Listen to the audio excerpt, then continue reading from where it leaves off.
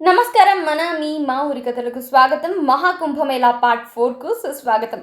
ఈ వీడియోలో కుంభమేళాలో మనకు ఎలాంటి సదుపాయాలుంటాయి, వసతి ఏర్పాట్లు ఎక్కడుంటాయి, ఎటువంటి జాగ్రత్తలు తీసుకోవాలి లాంటి వివరాలని తెలియజేస్తాను. అంతకంటే ముందు మహాకుంభమేళాకు సంబంధించిన మరిన్ని విశేషాలు తెలుసుకోవాలనంటే పైన కనిపిస్తున్న ఐకార్డ్ పైన క్లిక్ చేసి తక్షణమే ఆ వీడియోలు చూసేయండి. అలాగే మీరింకా ఈ ఛానల్ని కనుక సబ్స్క్రైబ్ చేయనట్లయితే వెంటనే సబ్స్క్రైబ్ చేసి పక్కనే ఉన్న బెల్ ఐకాన్పై క్లిక్ చేయండి. ఈ వీడియో నచ్చితే లైక్ చేసి, షేర్ చేసి, కామెంట్ చేయండి. మరింకెందుకు ఆలస్యం, ఇక మొదలెడదామా? మహాకుంభమేళా సందర్భంగా తొలిసారిగా జాతీయ విపత్తు ప్రతిస్పందన దళం అంటే ఎన్డీఆర్ఎఫ్ అంబులెన్స్లు ఐసీయూ సౌకర్యాలతో నది నీటిపై వ్యూహాత్మకంగా ఉంటాయి. ఈ అంబులెన్స్లో ఆక్సిజన్ మరియు వెంటిలేటర్ సౌకర్యాలతో పాటు వైద్య సిబ్బంది మరియు పడకలు కూడా ఉన్నాయి. అలాగే 800 మంది ప్రాంతీయ సాయుధ కానిస్టేబుల్స్ మరియు 150 ఎస్డీఆర్ఎఫ్ సిబ్బంది నదిలో స్నానం చేసే వారి భద్రతను నిర్ధారించడానికి మోహరించారు. దాదాపు 37,000 మంది పోలీసులు, 14,000 మంది హోంగార్డులను మోహరించారు. అంతేకాదు 10,200 మంది పారిశుద్ధ్య కార్మికులను కూడా నియమించారు. మహాకుంభమేళా వేదిక వద్దకు చేరుకోగానే పౌరాణిక ప్రాధాన్యత కలిగిన 30 విభిన్న తోరణాలు నిర్మించి భక్తులకు దివ్యలోక దర్శనం కల్పిస్తారు. దాదాపు 12 కిలోమీటర్ల మేర తాత్కాలిక ఘాట్లు, 450 కిలోమీటర్ల మేర పైపుల ద్వారా తాగునీటి వ్యవస్థను నిర్మించారు. ఇదంతా ఓ వైపు ఉంచితే మీకు ఇంకా ఆసక్తికరమైన విషయం చెప్పనా? ఈ అద్భుతమైన కార్యక్రమాన్ని ప్రత్యక్ష ప్రసారం చేసేందుకు అమెరికా, ఆఫ్రికా, ఆస్ట్రేలియా సహా 82 దేశాలు కేంద్ర ప్రభుత్వం నుండి అనుమతి కోసం దరఖాస్తు చేసుకున్నాయి. ఇకపోతే తెలుగు వాళ్ళందరూ మహాకుంభమేళా సందర్శనానికి వెళ్ళేవారు ట్రైన్ ద్వారా మాత్రమే వెళ్ళండి. బస్ అంటే కష్టమే.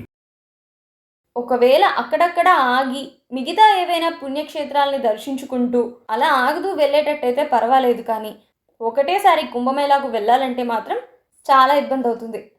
అలాంటి పరిస్థితుల్లో తప్ప ట్రైన్ని ఎంచుకోవడం మంచిది.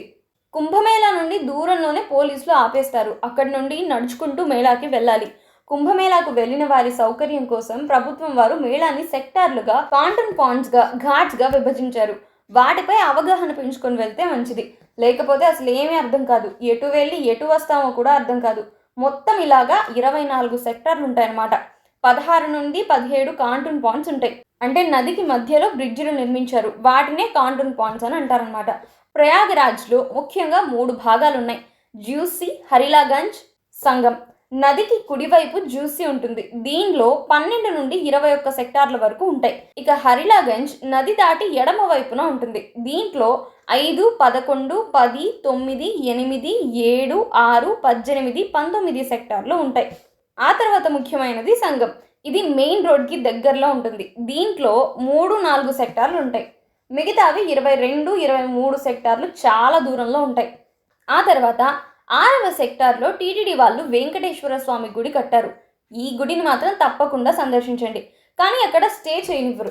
స్వామివారికి బంగారు ఆభరణాలు ఉండటం వల్ల అక్కడ హై సెక్యూరిటీ పెట్టి ఎవ్వరిని పడుకోనివ్వరు. అయితే మీకు అక్కడ ఉత్తరాది వారి పెద్ద పెద్ద పీఠాలకు సంబంధించి భజన కేంద్రాలు ఉంటాయి. చక్కగా అక్కడ పడుకోవచ్చు. ముఖ్యంగా 18వ సెక్టార్లో స్టే చేయొచ్చు. నదికి 100 మీటర్ల దూరంలోనే ఈ సెక్టార్ ఉంటుంది. ఇక 19, 18, 20వ సెక్టార్స్లో నాగసాధువులు, అఘోరాలు ఉంటారు. వాళ్ళ దగ్గరికి వెళ్తే ఎంతో ప్రేమతో వారు తమ దగ్గరే ఉండమంటారు. చక్కగా ఉండొచ్చు. కాకపోతే కొంతమంది నకిలీగా కూడా ఉండొచ్చు. కాబట్టి తస్మాత్ జాగ్రత్త. ఇక 1వ సెక్టార్లో ప్రైవేట్ సదుపాయాలు ఉంటాయి. రోజుకి 200 రూపాయలు. అన్ని సెక్టార్లలో పెయిడ్ వసతులు కూడా ఉన్నాయి. 1000 నుండి 2000 రూపాయల వరకు తీసుకుంటారు. మీకు అక్కడ అన్ని సెక్టార్లలో ప్రసాదాలు, భోజనాలు నిరంతరం ఉంటాయి. ఉత్తర భారతదేశం వంటకాలు అన్నీ అక్కడ ఫ్రీగా తినొచ్చు.